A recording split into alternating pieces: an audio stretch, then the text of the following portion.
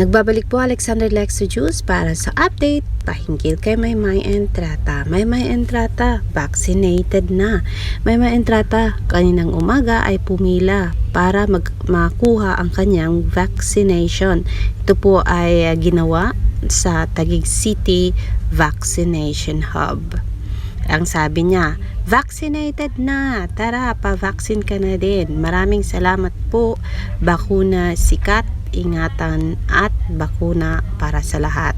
Yun po ay ipinost ni Maymay Entrata kaninang umaga. Ang sabi ng kanyang Kuya Jerome, yung kasama niya sa PBB season 7 adult. Good job, Maymay. Ayun po. Yan po ang pinaka-latest kay Maymay Entrata. Pasalamat tayo at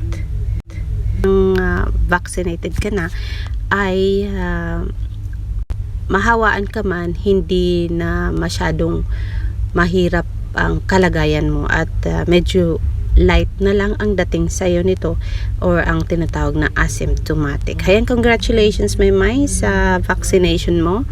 I'm not sure if it's vaccination 1 or 2, pero at least meron ka na nito ngayon.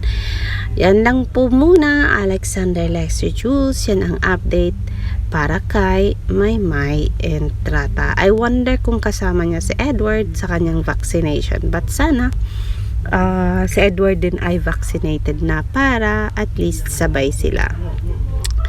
Ang sabi ni Skyrocket 35, vaccinated na si Maymay. Ayun, congratulations Maymay sa vaccination mo. Sabi ni Linda Blair, Maymay nyo bakunado na. Hahato na naman to sa dance floor panigurado. At Maymay Entrata 07, happy for you baby. Strong naman this girl. Ang sakit kaya niya nung binakunahan ako kagad-agad. Uminom ako ng Panadol kasi ayaw kong ma-feel yung lagnat, sakit ng ulo, ubo, or sipon man. Kaya hayun, salamat sa Diyos at nung ako ay okay naman ang kalagayan ko. Kaya ang ginawa lang naman doon ay kumain ako ng marami, tapos nagpa-vaccine ako kaagad-agad right after vaccination kasi busog ako. Uminom kaagad ako ng Panadol, and then nung pagkagising ko nung umaga, kumain uli ako ng breakfast, tapos Panadol uli ako. So yan ang gawin nyo para iwas aray po kayo.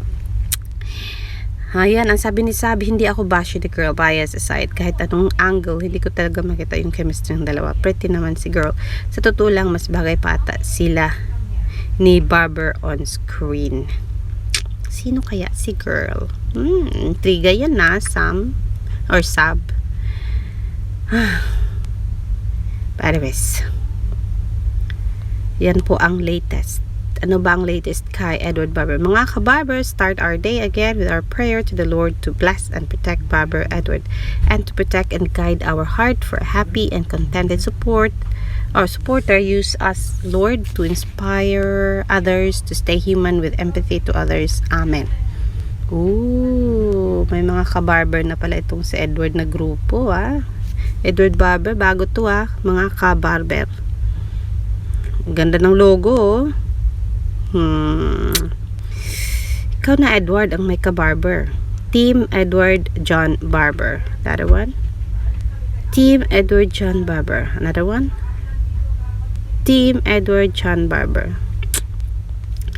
Congratulations Edward sa bagong team mo. Sana makiteam na rin yung iba dyan. Pero sana syempre isama nila si Maymay sa bagong team mo. Charot, charot, charot.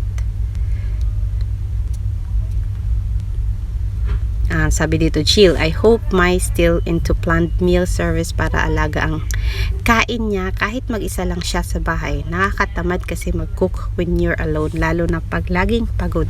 Totoo yan po kasi ako, nagluluto po ako since alone ako here, away from home.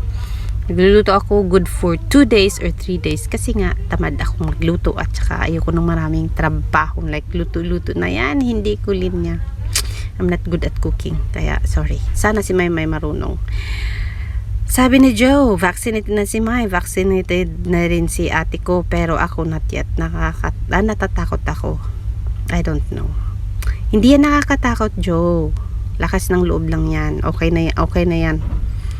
Sabi ni Isabel, naniniwala ako na di talaga showbiz ang special sa ni Maymay kasi yun panahon na lockdown na sinabayan pa ng condo issues. Wala namang ibang pwedeng makasama ni Maymay noon time. Nasaktan siya kundi si God. In a relationship si Maymay kay God kaya sobrang happy ng puso, char. Si God kaya yun? Kaya non-showbiz?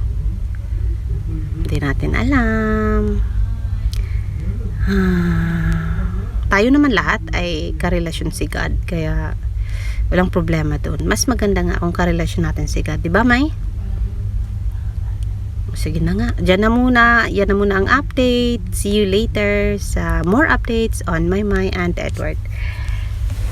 Ingat-ingat po lahat.